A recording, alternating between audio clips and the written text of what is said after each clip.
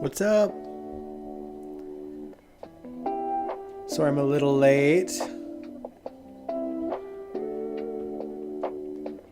On the live stream. There she be.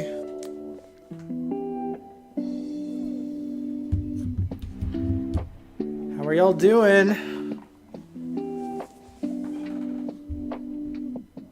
I hope all is well. Hey, Angel. Whew. How are y'all doing today? There we go.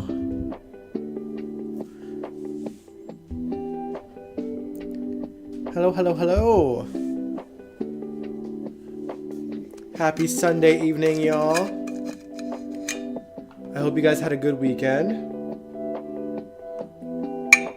Hey, Brooklyn.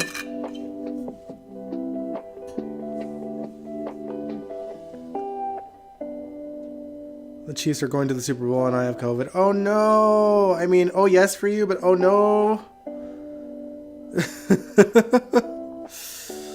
Oh man. I know next to nothing about football. I watch the Super Bowl for the halftime shows. Not gonna lie. I'll like even watch bits and pieces of the Super Bowl as well. Hey Sabrina. Oh, I'm sorry about having COVID though. That sucks. I hope the symptoms aren't too bad.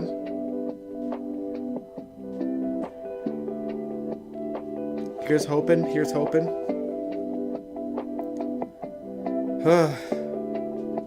That's rough. So many people are getting sick, like, with different things at my work, and I'm just like, stay away from me. I haven't caught anything yet. It's been warm, like, the weather's changing, so whenever, like, the weather changes, I do get sick. So I'm a little bit scared.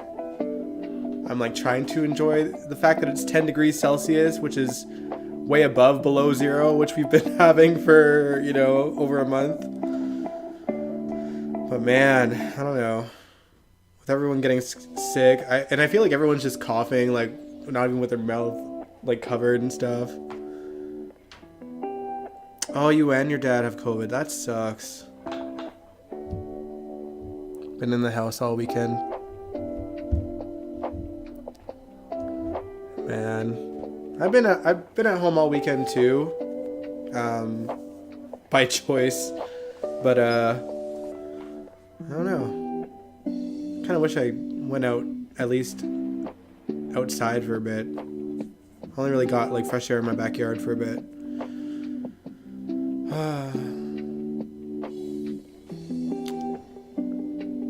My muscle weakness is real. Oof. Felt like you were hit by a truck. That sucks. That'd be a rough one to deal with.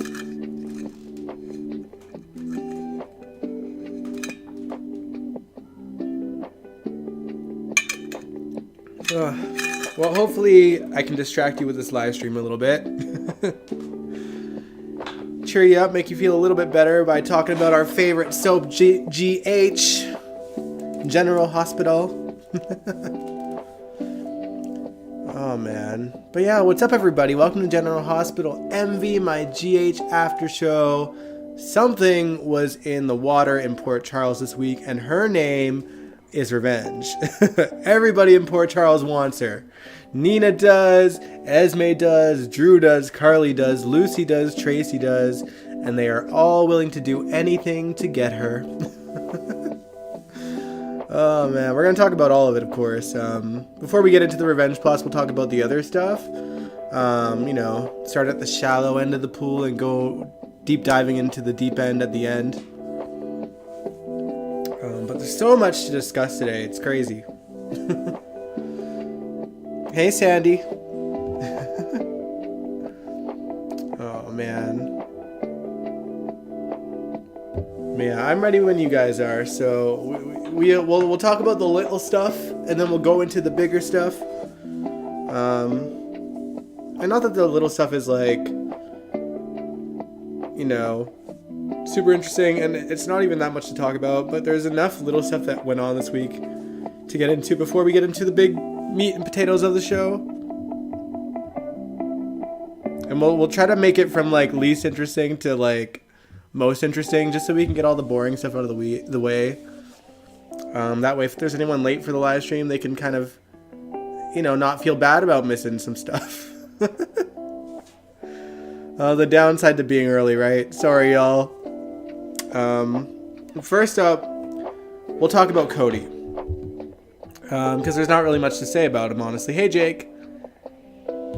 We are saving Esme for last, but I promise, like, there's lots to talk about with Esme, and all this little stuff is, like, pretty easy to get through. So don't worry too much. Man. But yeah, so Cody, he shows up with gifted boots for James, but they are too big. Spinelli, for whatever reason, sees Cody showering James with gifts as a way to woo Maxie, I guess. Dude is really that far out of the loop with Cody and Sasha, because I feel like I know he's not really around that much, but he's certainly had to have heard some of the things, at least from Maxie. So I don't even know. It's so ridiculous. But yeah, Cody can see that Spinelli still has feelings for Maxie. I can see it too. I feel like the audience can see it, generally speaking. Don't worry. Finn and Liz are like third on the list, and the second thing on the list isn't that much to talk about. Neither is this, though. But yeah, listen. As much as I adored Spixie in their original form, these two aren't the same characters anymore. I've said it time and time and again. I don't want to see Spixie 2 or 3.0, whatever version this would be. Their dynamic just isn't the same, because the personalities that made them endearing characters that I wanted to root for in a couple, they're not there anymore. Spinelli, he was like this kind-hearted nerd with zero game and zero confidence, and Maxie was this hot vixen, rebellious, badass black sheep chick. Like, we wanted the good guy to win the bad girl and watch their personalities rub off on each other to make them better people. And that happened. Like, Spinelli is still a nerd, but he's got confidence now. And he was in a very successful long-term relationship with Ellie for years. And, he raised a daughter with her. And Maxie, she's still hot, but she's not this badass black sheep chick. In fact, she's kind of just a boring mom with a job that's currently struggling financially. So, like she's pretty boring. Like, there's no spice to Maxie anymore. And they're really rolling hard with this story for Maxie as well. James has even overheard his mom talking about her money troubles, which makes Maxie feel embarrassed, of course. I don't think any parent wants their kid, especially a kid as young as James, to worry about, their parents not making money and not being able to afford things. Very realistic story. But yeah, needless to say, Spixie ain't gonna have the same effect on me if they put them back together at this point. But maybe they can give Maxie a how Maxie got her groove back story, a la how Stella got her groove back. They don't necessarily have to put her with a romance. But now that Drew gave Nina the boot out of Crimson, maybe he should consider offering it back to Maxie instead of Carly. They can have her in rockin' outfits again instead of whatever they put her in these days. And, have her running a fashion empire like the way Maxie should have been doing this whole time. Instead of a failing cosmetic company that barely pays her, apparently. What are y'all saying, though? Angel, you said if they put Maxie and Spinelli back together, we will see Spinelli more often? Or will we see Spinelli more often? Hard to say. I mean, maybe. But Maxie's seen well enough, I suppose, but Steve and Bradford are always touring around, so I don't know how often they'd be seeing. Mind you, once Jason gets back, I'm sure he'll be on screen all the time. So we shall see. He'll definitely get more screen time now that Jason's coming back too. Maxie is basically like the rest of us. You're not wrong, amigo. Oh my god. Oh man.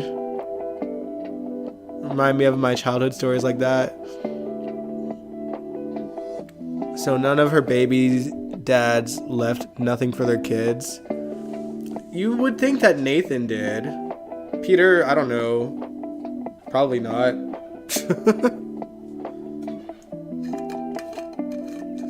Yeesh.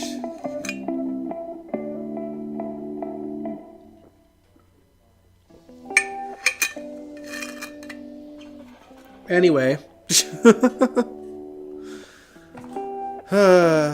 Maxie's perfect for Crimson. I agree. Maxie belongs there. Maxie should have gotten Crimson over Nina in the first place because really she taught Nina everything she knew. Like, that company should have been Maxie's. Maxie wanted to be in fashion and now she's like promoting cosmetics and like weird light beaming facial stuff. And that's not what Maxie was born to do. I mean, Maxie hasn't talked about fashion in a while. She clearly doesn't try with like the way she dresses herself anymore. And it's like, it's sad to see. I want to see like passion back in Maxie's eyes again. And being excited about what she does instead of just so like serious and mom mode all the time. Peter's rich ass left nothing for her child. Yeah, probably not, since he was going to kill her just before, you know, he last seen her. Peter probably didn't even plan to like make a will, you know? That dude had ego. That dude probably thought he was gonna live forever, so he probably wanted her reliant on him too. Know what I mean? Doesn't Nathan have a police pension? That's what I thought, but clearly either the writers forgot that that could be a thing or she ran out of it already. Alright, moving on though. Let's talk about Gregory. This week, Brooklyn and Chase invited Gregory to dinner at the Metro Court to ask him if he would officiate their wedding, but he first declines because naturally he's worried that he wouldn't be able to do the job properly, not just physically, but he talks about how ALS can cause problems with his speech, and he's admitted that he's had a bit of like struggles here and there with it. But eventually they managed to persuade him, reassuring him that it's not about how he says things, but the meaning behind what he says. And later he runs into Tracy and Scott at their table at the Metro Court, and Gregory assumes it's a date, but when Scott leaves, she insists that's not what it seems to be. We'll talk about the plot between Tracy and Scott and Lucy later. Tracy notices that he's struggling a bit, but he just says that it's heartburn and walks off. And after Gregory leaves the restaurant, Tracy runs into him again in the lobby, and it turns out he is no longer able to move. At least that's what he felt like. He's completely cramped up. So she sits him down and distracts him with conversations about the ongoing shenanigans in the Q mansion, and it actually helps him somehow. Don't ask me how. Anyway, Tracy offers to have Yuri drive him home, and he accepts. I really like their wholesome friendship, actually. I can't actually decide which friendship I like more for Gregory, whether it's Alexis or Tracy. Actually, maybe Tracy, though. Maybe Tracy, because, you know, for Tracy, friends are far and few between for her. And getting to see her interacting with people she genuinely cares about is always fun for me to see. And because we've known Tracy for so long to be just so cold, except for with people in her family. I mean, she's pretty cold to them too, let's be real. But you have those moments of her showing how much she cares about her family. And Finn and Gregory are really like her only friends apart from maybe Laura. So it's just nice to see her go up to bat for people that aren't in her family.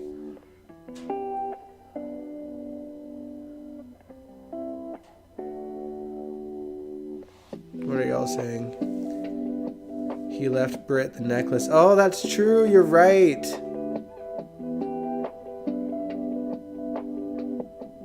It wouldn't surprise me if they decide to resurrect him. Peter or Nathan, Jake? I hope to God they don't. Either way, because Nathan's death was so real that I wouldn't want it to have like a fake soapy resurrection. And Peter, that man deserves to never be alive ever again.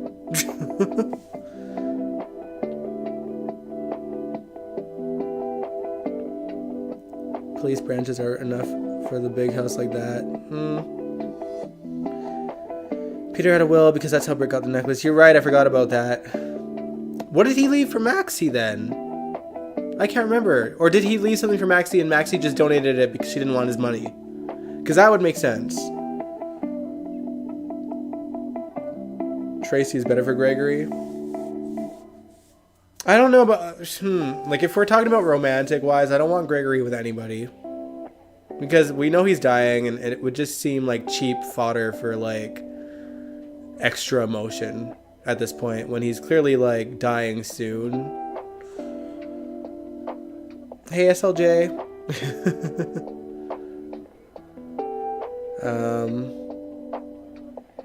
Peter. Hell no, Jake. Leave him dead. Oh, man. Alright, since we kind of brought up Finn, let's talk about Finn and Liz. Let's get that out of the way. In my opinion, though, things are finally starting to, like, escalate a little bit with the lawsuit, and the plot is actually getting a little interesting to me. Not much more interesting. Like, it's still not a great story. It's still not super exciting to watch. But let me elaborate a little bit in case you guys don't know. So last week, I'm assuming you guys do know this, Finn and Elizabeth learned through a conversation of hypotheticals with a doctor from Beatrice Corners that he was told to see an oncologist for a potential cancer. Now, for whatever reason, Liz and Finn didn't let Martin know this until, like, now. Once they had Martin hired Sam to dig a little deeper. Just as the trial is underway, Sam learned something super sketchy about the Muldoon family. Not only was Finn's patient seen on footage leaving another medical facility before meeting with Finn, but after doing more digging after that, Sam learns that the Muldoon family is hard on cash because they had invested in a lot of stock in Aurora before their stock plummeted however many years ago, a couple of years ago, whenever it was. So it's becoming clear that this guy set up Finn to look like an incompetent doctor so that when he inevitably dies, his family could file a lawsuit and inherit a major fortune from winning this trial. I'm glad this was found out before the trial really went underway because it wasn't going too great for Finn at the start. With Diane bringing up his drug use and Finn not being the best at, well, looking compassionate. I thought Liz was supposed to teach him how to, by the way. But yeah, he would be screwed. Obviously, this hasn't been brought up in court yet. The court went to recess when Sam came back with this information. And I'm sure Martin will bring it forward once the recess is over. Do I think it'll be that easy? If the show is paying attention to how little the audience cares about the storyline, then yes, I think so. I do wonder if the rest of the Muldoon family are truly in on it, though. Like, do you think that they know or that they knew that he had cancer beforehand and that this was the plan, or were they kept in the dark as well? Hard to say.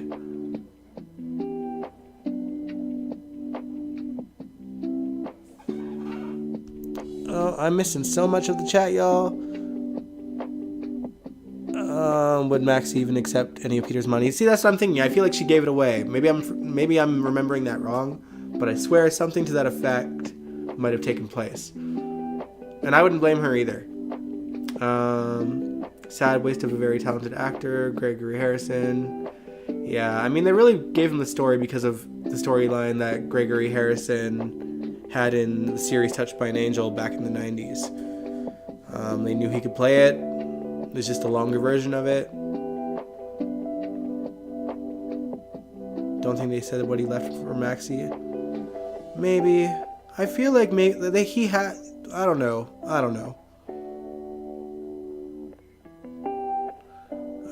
Did all Maxi's assets get frozen like savings or just stuff made from deception? I don't know, actually. I would imagine just the stuff from deception, right?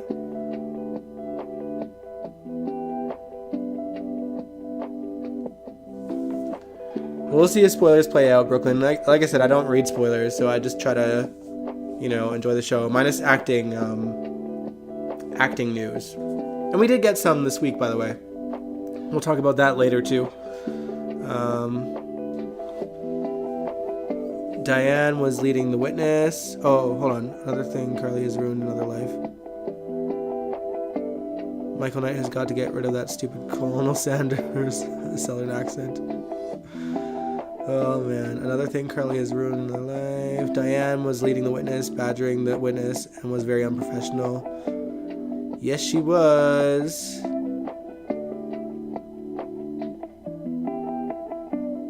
Why would the man with cancer frame Finn? To make sure that his basically, the family were in financial ruin. And I think that in order to get the financial money back for his family, this is like his last sort of ditched effort to make sure his family would be okay after he dies, maybe? That's my guess.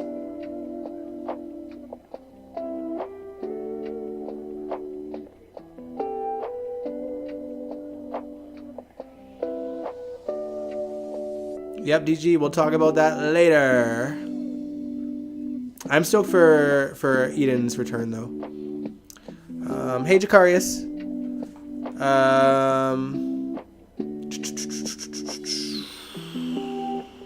All right, moving on. Let's talk about Jordan, because last week this woman was kidnapped. And this week she walked into the hospital unscathed, but still in the same outfit she was in when she was kidnapped.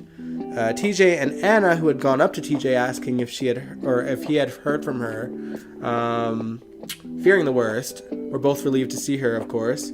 And Jordan fills Anna in on everything that happened. So, long story short, she was taken into this room with a two-way mirror and told by these two men in suits to back off of investigating this shooting. Then, some mystery guy behind closed doors had put the fear of God in those agents, and when they came back in, they told her she was free to go, but that she should stick to being a deputy mayor, and that, of course, only makes Jordan want to dig in deeper. Later in the week, she recruits Brick, of all people, to track down a contact she was in touch with because they had fallen off the grid, basically, and I got the impression that they were chem testing Brick and Jordan because he was pretty flirtatious towards her, and she didn't completely hate it. How do I feel about it, though? My answer is, please, for the love of God, bring Zeke back, is my answer. I don't want Brick with Jordan. No. Oh, man. DG said, I've missed Eden, but I must say the recast is very good. Yeah, I agree. She's been doing a good job. She's very different to Eden, but she's been holding her own for sure. Was that Taggart behind the door? I wish, but probably not. SLJ, you said, wouldn't anything that was frozen be unfrozen now? Yeah, the lawsuit's over.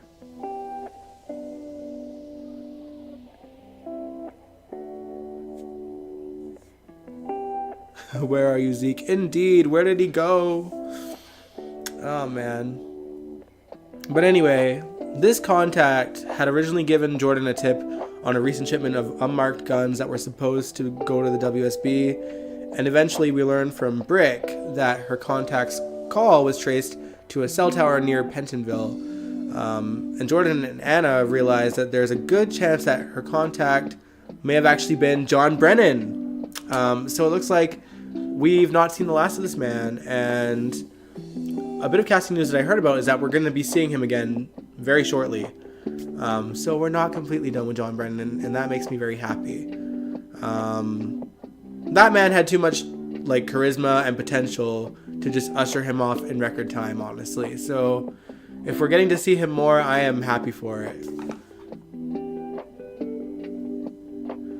Credit card debt is a mother. It is, yo. I've been dishing out money to bring down my credit card like a mofo.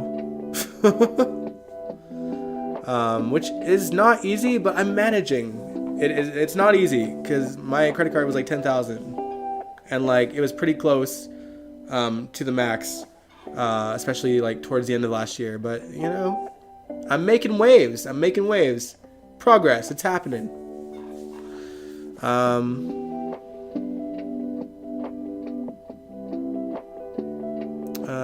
Exactly, Dion. Zeke is a better choice for Jordan. I agree. Superfly was a very popular black exploitation film from the 1970s, like Shaft. Wait, what are we talking about? Where did this come from? Did I miss something in the chat? Maybe Taggart will come back when the new writers come. I hope so. DG said, I don't think we're going to see Zeke anymore. Frank is tight with the budget. Yeah, you're probably right. But then recast Zeke. Give her a handsome man with, you know, potential. Not like Sonny's weird. I don't even know what position he is with Sonny. Sonny's new Spinelli. Maxie deserves better clothes. She's a fashionista. Yeah, we were talking about that earlier. Maxie deserves to have Crimson back. Alright. So, moving on. Since we brought up TJ for a bit, let's talk about his domestic partner, Molly, and her sister turned surrogate, Christina. Molly showed up to Christina's apartment with groceries and being slightly overwhelming with her, which Christina was handling just fine. But as you guys know, Christina, she already had the procedure done. She was going to wait a week or two before she took a pregnancy test so that she didn't basically risk a false negative showing up. But Molly was like, how about we do the test now anyway? And pulled out a pregnancy test out of the grocery bag. So Christina takes it, and it turns out that Christina is in fact pregnant, and they share the news with Sonny, Jordan, and Alexis as well. Not Sam, though, for some reason. Bit weird, but okay. Oh, man. Oh, you said that Brick was acting like Superfly with all his flirting with Jordan. Yeah, it really was too much. Yeah, I wasn't feeling it. Little Emmy said I was watching old school Spixie, and today Maxie doesn't even feel like Maxie anymore. Yeah, it's true. Like, I understand that characters grow and change. But, and like, while it's good that Maxie's become a much better person, Maxie could still easily be written with as much like fierceness and fire and love for like fashion as you know she did back then. And yeah, like, you know, becoming a parent changes things a little bit, but like I feel like Maxie's dreams shouldn't have that much, you know. Molly's gonna drive Christina crazy. Yeah, probably. Molly needs to be wrote off. Christina's gonna be attached to that baby. Watch it happen. Wouldn't surprise me. I will be mad about it, because now that they're writing Christina with such confidence, I don't want her to backslide just because she's pregnant, you know? Surrogacy is gonna be a disaster. Yeah, you're probably right. I don't doubt it. I just wish that it wouldn't turn out that way. Surprise us all, writers.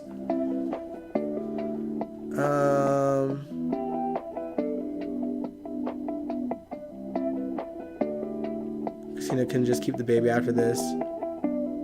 Story is mad dumb. Well, if Molly's smart, regardless of what Christina feels, Molly should adopt that baby the second it's born, just as a precaution. It's gonna be like the Dante Lulu Maxie mess. I don't know, that was a bit more ridiculous because Maxie lost the baby and got pregnant in the same week, basically. That was ridiculous. Ron Carlivati was something else.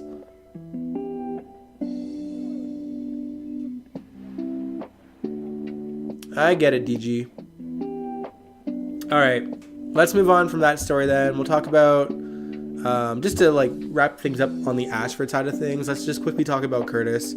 Curtis got out of surgery, and the waiting was pretty much killing the whole family. Eventually, the doctor comes in and taps one foot, which had no feeling. But when he touched the other foot, Curtis did feel something.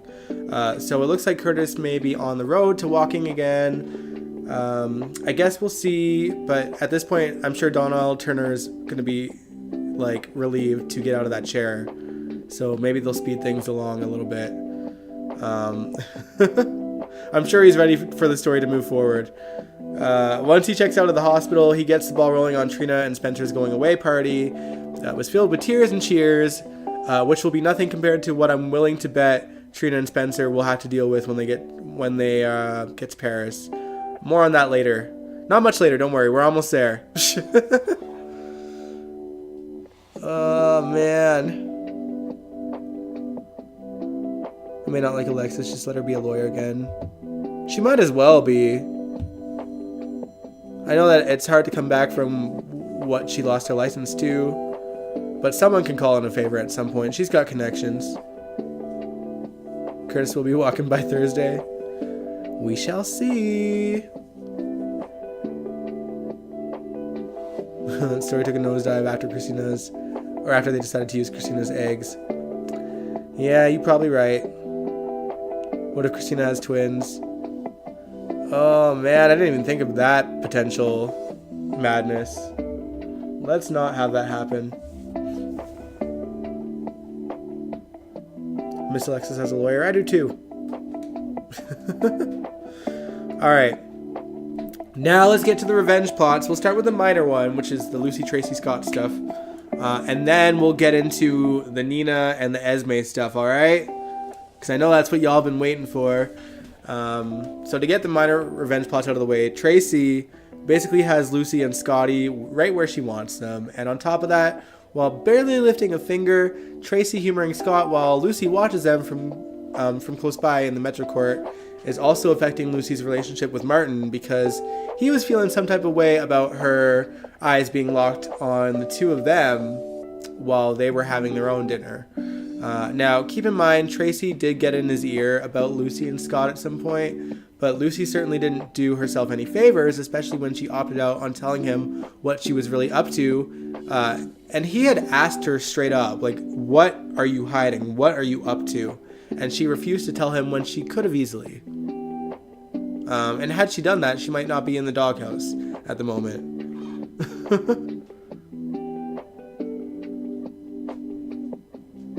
Curtis's story has been far too matter of fact. There should have been a problem with the surgery.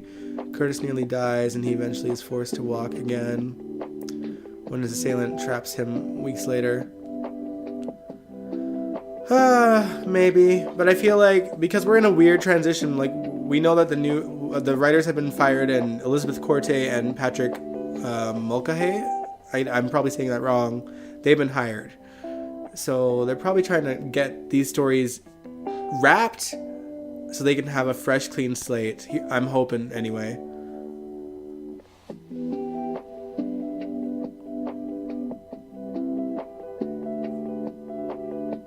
If they left Alexis practice law again after becoming a felon, I'm done with the show. Yeah, but you've let other things get away, DG, to be fair. Like, you want Esme to get away with all her crimes, so... You can't have it one way, not the other. You know, I gotta call out the hypocrisy there. I love ya, but there's a lot of unrealistic things that you do let slide, that we all let slide. So Alexis becoming a lawyer again after being a felon is probably the most minor thing out of the things that we've seen in the past. The cat should be with Martin. The cat? What?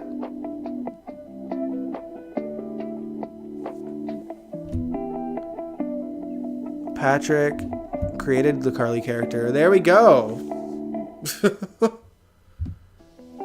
Yeah, Patrick. He wrote for the show from 1983 to about 1999. So he's had his hand in he wasn't the head writer. Let me just point that out. But he had a hand in a lot of really good stories, from like the super couples of the 80s to, you know, the more heartbreaking things in the 90s and the plot-driven stories that we got in the 90s and the origins of Carly and the origins of Jason Morgan. Like, he's had his hand in quite a lot. And Elizabeth Corte, she's been with GH for forever. So, you know, she's been writing since, I think, 95 in different positions, but continuously all the way till now. So she has seen GH through a lot of good stuff and a lot of, you know, golden era things, as well as some pretty bad things. So hopefully she can tell the difference between the two, and hopefully she's figured out what works and what doesn't after all this time. I have hope with these new writers. I'm optimistic, but I'm cautiously optimistic. So we'll see what happens.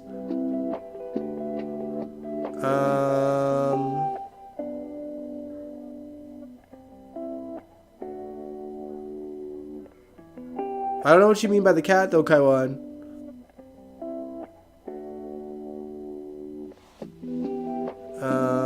Who did Alexis throw off a balcony? Under what circumstance? She threw off Luis Alcazar, Lorenzo Alcazar's twin brother that we had seen first, before Lorenzo. Yeah. And she stayed a lawyer after that, so I don't know. Oh, the Cassidines.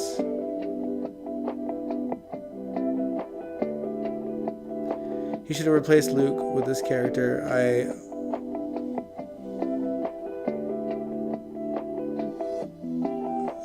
I'm so confused. You should have seen my eyes roll when Esme jumped off the parapet and survived and didn't lose the baby. You don't trust Corte? I don't know. Like, anytime that I've seen Elizabeth Corte's name come up on, like, an episode, I've really enjoyed the dialogue. Mind you, she'd be a head writer, so she wouldn't be in charge of the dialogue anymore, I suppose. But I've always liked the dialogue when she writes. How that will translate in storyline, I don't know. And, like, creating the stories, I don't know. She also ran Kiefer down with a car. She did, and she ran down Julian with her car as well. Not that he didn't deserve it. She did stab Julian as well. He also deserved it.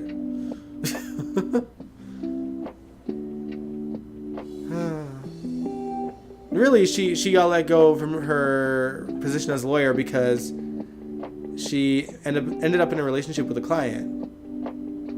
Which doesn't seem that bad in compared to everything else that she's done. So, I don't know.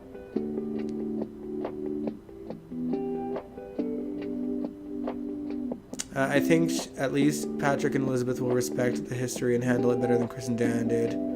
Yeah, I think that's what my biggest hope is. Like, these are two writers that have been through some of the most cherished parts of GH's history.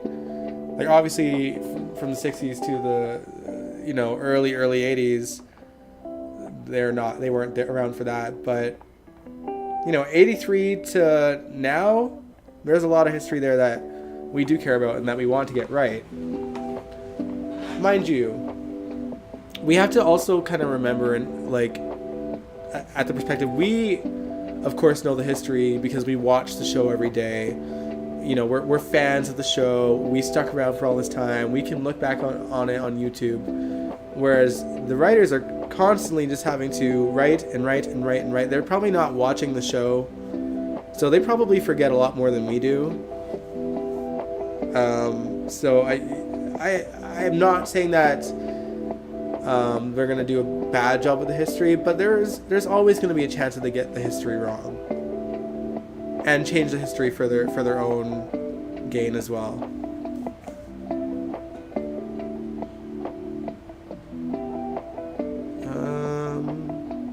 She was one of the writers on Friday. Okay. Damn, she ran down Julian too. Julian has had too many lives. I don't want to see him back ever again. Me neither. I was surprised they showed him in a body bag when he did finally die.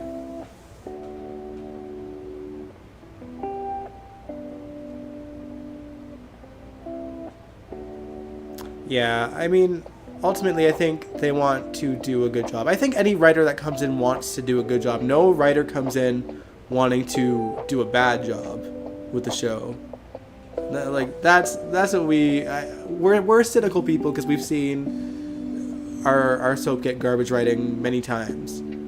But no writer is going to go into the show with the thought that they want to write bad stories.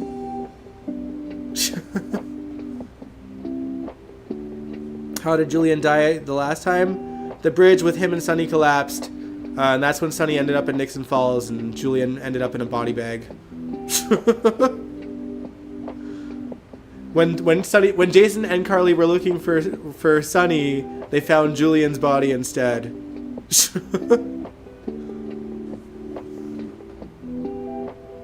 I the only one who hates Julian? I hate Julian, man.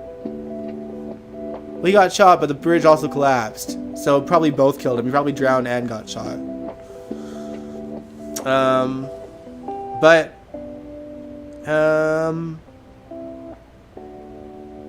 What was I gonna say? Yeah, no, I don't want Julian back ever.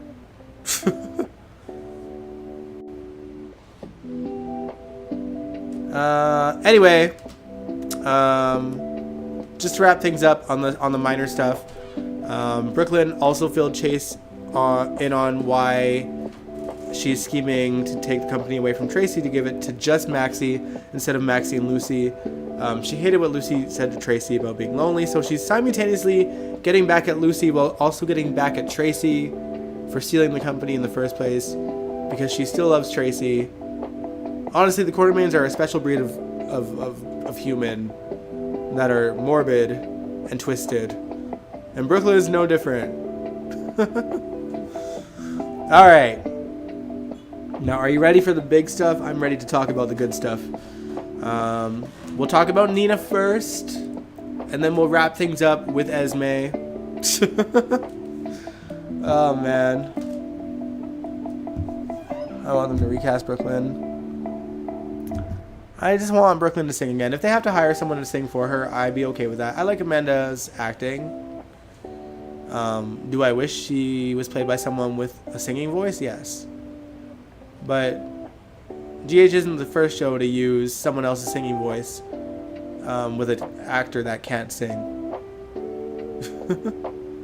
And with auto-tune these days, anyone can sing.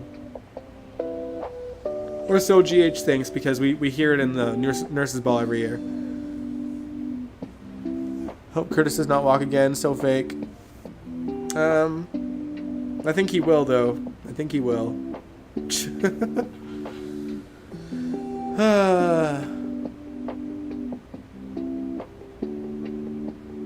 Alright, let's talk about Nina then. So, she got the sales knocked out of her at the end of last week when Drew not only tricked her into resigning after threatening to fire her, but having Carly walk in to reveal that she was the new editor-in-chief of Crimson. Nina was down, but she did manage to point out to Carly and Drew that ousting her was the fun part for them because now Carly would have to figure out how to run a fashion magazine. And even Carly had to admit, after Nina left, of course, that she doesn't know the first thing about running a magazine company or publishing. Like, she doesn't know any of that. And it seems like she and Drew had talked about the fact that she was a placeholder until he finds someone more equipped to run the company originally. She just did that to stick it to Nina a little bit, you know, just to make it her. But Drew, being whatever Drew is being right now, tries to convince her that she could just learn the ropes and run it. Bobby's be damned. Carly tried to be like, you know what, you're right, I got this. My mom worked at GH and Kelly's at the same time. She can do the same. But I think secretly she knows that she doesn't really want anything to do with running this company. Because it's not Carly's thing. Like, she's not into this. She was perfectly content with running Bobby's. And I think she'd like to own the Metrocourt again. But I don't think she wants to run Crimson. Which is why I think that ultimately Drew should give Crimson to Maxie. Just to go full circle on things. That's why Drew should give it to Maxie. For all the reasons I stated earlier. I'm tired of Carly and Drew. Yeah. Alright. So let's continue here. Nina runs into Olivia in the bathroom later and lets her know what happened, and Olivia suggests she just bails out gracefully and start fresh elsewhere to build her life again. But Nina, being Nina, dramatically plots her revenge while growling into a mirror in the bathroom, after Olivia left, of course. Later in the week, Nina meets up with Valentine, who offers to invest his money into a new magazine for her to run. There is a part of Nina that knows that this is not going to do her any favors in town, but she happily points out that they tend to bring out the worst in each other, so I think she'll do it. They were both smiling at it. Are you guys here for Nina versus Carly round? I don't know what round it is, 209? Because I'm not. I get like it's messy and some people might actually enjoy it now that it's kind of no holds bar. There's no like having to fake like tolerating each other. So I can see where people would enjoy it. I'm just over it because we've seen it for 2 years. By the way, Sonny wasn't too thrilled to see Nina and Valentine with their heads together, and he asks Ava to go to the private island with him for protection from potential danger, of course. And Ava sees through it. But I feel like she might go to the island for protection anyway, given that there is a bit of reason for her to have concern with Sonny's enemies. But clearly this idea came to light because of him seeing Nina and Valentine putting their heads together. So, I don't know. It would certainly be a soapy route to go down to have Sonny and Ava sort of hook up. We saw how toxic that can be in the past when Sonny slept with Ava over AJ's grave while Ava was dating Sonny's son, Morgan. So, I don't know.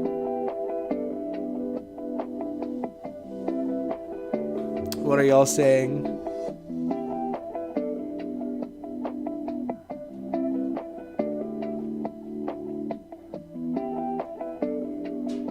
They could have kept Brianna. Not when Amanda was legally on like a leave. For her to lose the job, that would be a lawsuit waiting to happen if they had booted Amanda while she was on mat leave. DG said, I'm truly hoping Patrick and Elizabeth can scale Esme back. Yeah, it might be too little too late though, because their writing isn't going to start till March, and we know that Esme's going to do something pretty bad probably this week. I hope Sonny and Ava don't bump uglies. I don't want them with Nina, but good lord, Ava. Who else could they put Sonny with right now, though? I mean, Sonny can be single, but like they'll want him with someone, if not Nina. I'd rather see Carly and Drew than Jason and Carly. DG said, I actually like Carly and Drew. I think Cameron Masson is in great shape, and he is much more worthy of doing love scenes with Laura Wright than Maurice. Laura looks fabulous, and Maurice looks like a grandpa. That's so mean. It's getting old, to be honest. Oh, in regards to Nina and Carly, I agree. As much as Cynthia bores me as Nina, it will be fun to watch her go full bitch mode, and I like the pairing with Valentine. Cynthia and JPS have good chemistry. Nina and Carly just need to fist fight, get it out. If they were men, they will be done fighting like this. I wouldn't mind a cat fight between Carly and Nina. It would be a long time coming at this point. Oh, there will be no more fighting like this.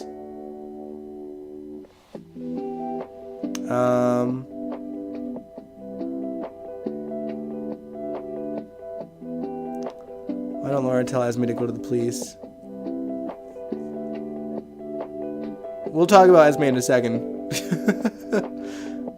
Sonny and Ava hooks up and Nina walks in. Oh my god, can you imagine? That whole Ava, Sonny, Morgan thing was giving very Oklahoma trailer trash. Yeah. A good cat fight would be great, but with today's lame production values, it would be boring probably, and someone would break it up anyway. Yeah, they probably put it in slow motion or something. With corny music. It just needs to happen. No matter how bad it is. Just don't let Sonny have any more damn kids. Yeah, no more kids for Sonny. He had knocked up every woman in Port Charles but Lila and Jesse and Audrey. Oh my goodness. If I were writing, they would have thrown down years ago. Really, they should have. Chris and Dan did way too much damage with Esme. Unfortunately, she has get off my TV screen hate. If they want to keep Avery, that might be best to create a new, better character. Maybe Esme has a twin out there. You never know. Anyway, let's talk about Esme. Since y'all are talking about her already, let's get into it. Let's just do it. First off, Esme, she goes to Heather Weber to tell her about Spencer giving Ace to Nicholas, and Heather actually once again becomes the voice of reason within Heather's bounds of reason, I suppose. She wants her daughter to run away and go into hiding and lay low until Heather is able to break out of Pentonville, which she is confident she can do. And let's face it, we've yet to see a wall Heather can't get out of. But Esme thinks that plan is too slow and mentions she just can't sit around hiding while Spencer and Trina get their happily ever after in Paris. And Heather's like, you sound more like a jealous ex than a mother. And so Esme kind of steps away and says, hiding is not her style and slow is not her style. So it's clear as day that Esme is gunning for Trina and Spencer. If she can't get Ace back, she's going to get revenge on Spencer and Trina. And in a surprise turn of events, when Heather gets a visit from Laura after calling her over saying she had some information for her, Heather admits pretty much everything to Laura. That Esme came to see her after Christmas, saying that she got her memories back and that she visited her again to let her know about Nicholas, and that she was gunning for Trina and Spencer. She told Laura it's because she fears Esme will do something that she can't take back, and she feels like she can protect her by having her in prison with her. Really, we know that she's just wanting to get her in prison so that they can escape together and hide out together. But for the most part, Heather was very truthful about everything. Like, she gave her all the details of their conversations and everything, minus that one last bit.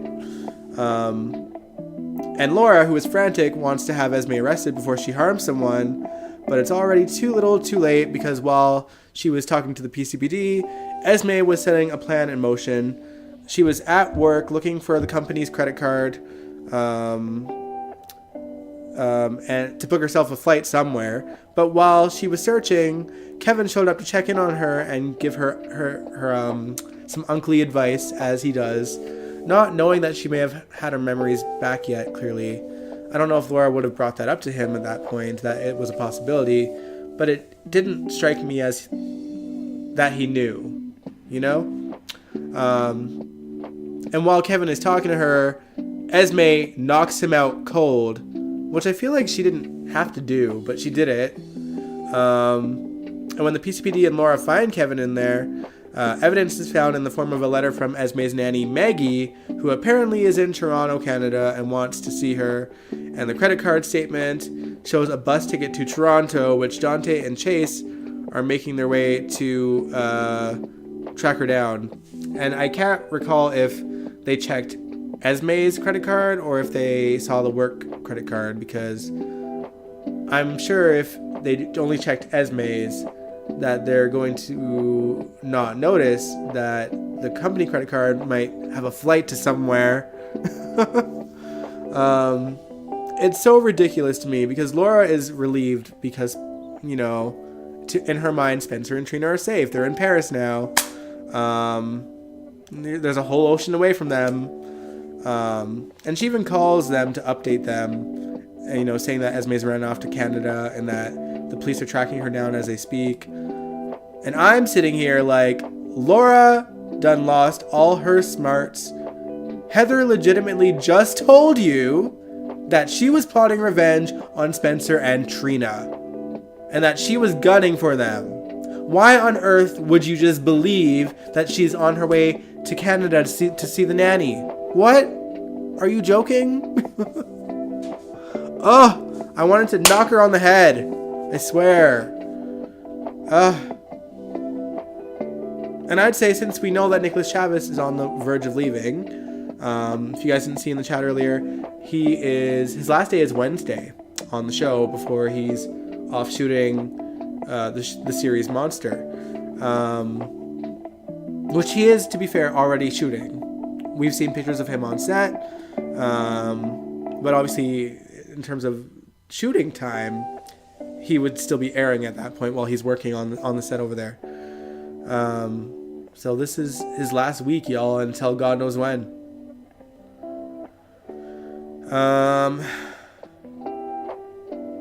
But yeah, whatever happens to Spencer, Laura's gonna feel damn guilty about it, that's for sure. What are y'all saying, though?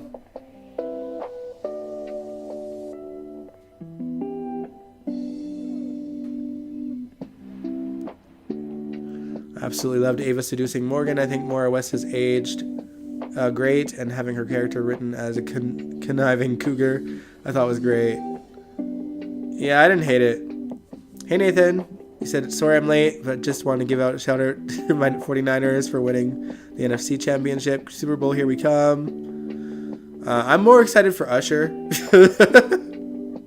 I don't, I'm not much of a sports guy, but I'll watch the whole game. While I'm like writing my notes for GHMV on Sundays. I'm sorry if they can keep Sonny on the show for 30 years as a career criminal, and they can come up with another contrivance to keep Esme on the canvas. Avery Pohl is too good to go. Well, maybe Esme can become a mobster, and then she'll be a shoo-in for the show, as long as she doesn't face off with Sonny.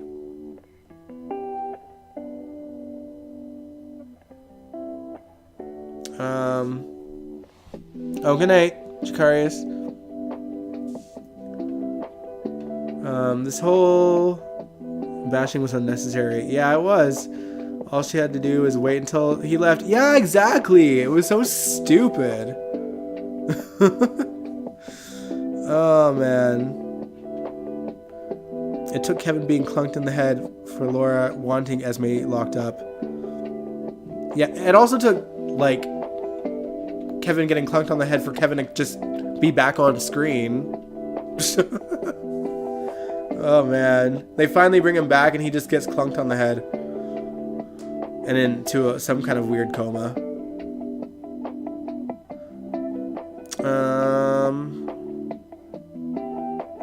Feel like Spencer's going to die temporarily.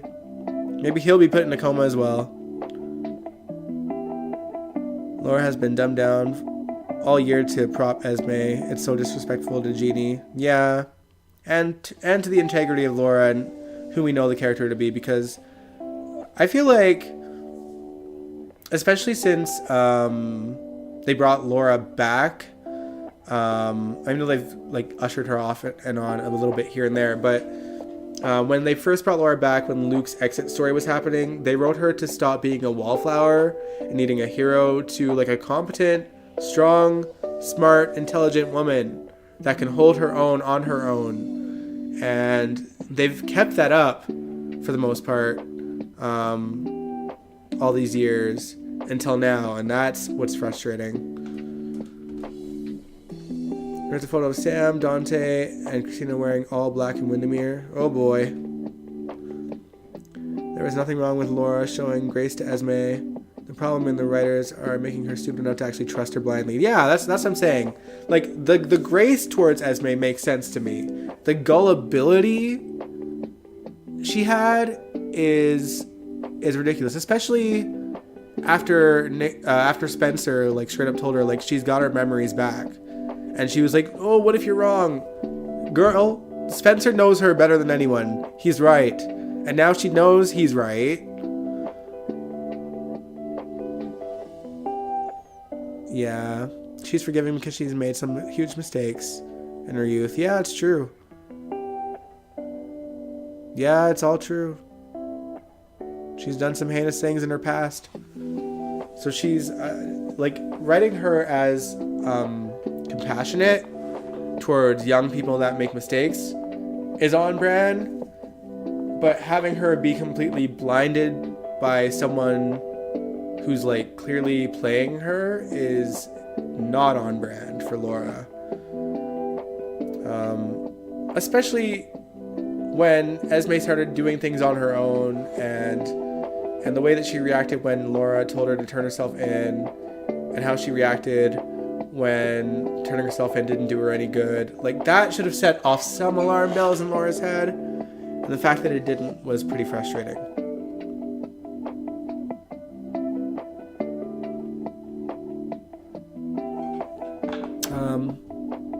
But anyway, in regards to Trina and Spencer, at least we got to see a moment of happiness for them before the bellman had accidentally interrupted their sexy time. But that will definitely be the least of their problems. Oh, man. It's going to be an interesting few weeks, y'all. But that's all the notes I had. I don't think I left out anything, and if I did, it was more uninteresting than what we talked about at the beginning of the stream. So, it is what it is. What did you guys think of the show overall? I thought it was pretty decent, like, this week. Like I said, for me, even the least interesting stories had a bit of, I don't know, razzle-dazzle to them this week. So, I don't know. I didn't hate this week. I didn't hate it.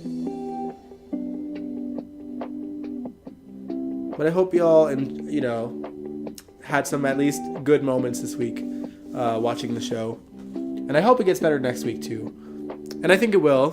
I'm not really looking forward to how they're going to usher Spencer out, because it's going to be bad. But at least it'll be action-packed.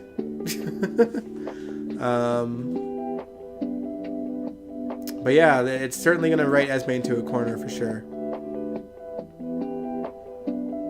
Into more of a corner than she's already in. Yeah, Laura's forgiving, but she's never this dumb. That's the problem. Exactly. Laura should also remember that a mother will do anything to find her child. She's not looking for her child, though.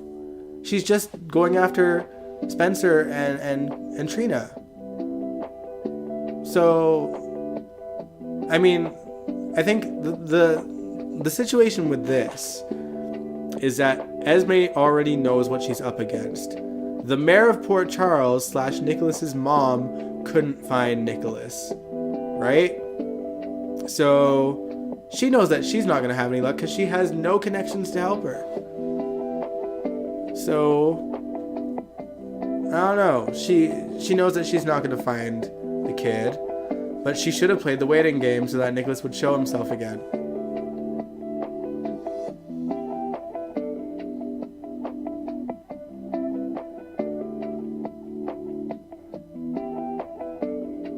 I just wish we could go to location in Paris.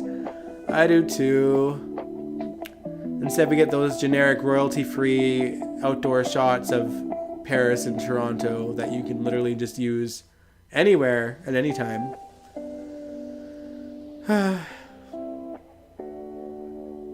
You think that ultimately Esme will find Nick? I don't know. I think that once she gets her revenge on Spencer and Trina, she'll lay low. Or by going after Spencer, that's going to bring Nicholas out of hiding, and then maybe that's when she'll strike to get Ace back. Maybe that's her plan. And if that's the case, then that would be I'd give props to the writers for having her do this, as bad as it is for her, because it would certainly bring Nick out of hiding to go see if Spencer's okay. Especially after the moment that they had recently.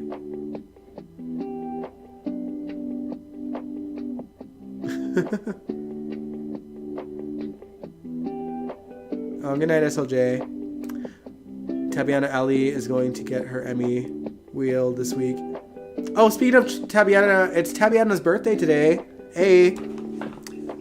Happy birthday, Tabiana, who plays Trina. Alright, but on that note, I am going to end the stream here. We'll be back Wednesday. I don't have a game plan for Wednesday yet, but we'll be live streaming. Maybe we'll just hang out and chat.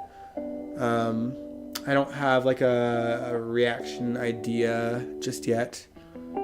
And sometimes it's nice just to hang out. I think that we'll have a lot to talk about Wednesday anyway. So if Wednesday is Nicholas's last day, there's gonna be a lot to talk about.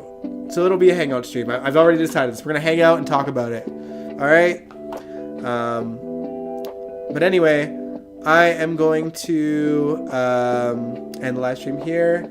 If you liked the live stream, give it a big old thumbs up. Subscribe if you want to. I'd really appreciate it if you did, if you haven't done so already. If you have, then thank you very much. I will catch you guys on the flip side. Have a good week. I will see you all on Wednesday to check in with y'all on what you think of GH this week. Peace out. Mwah.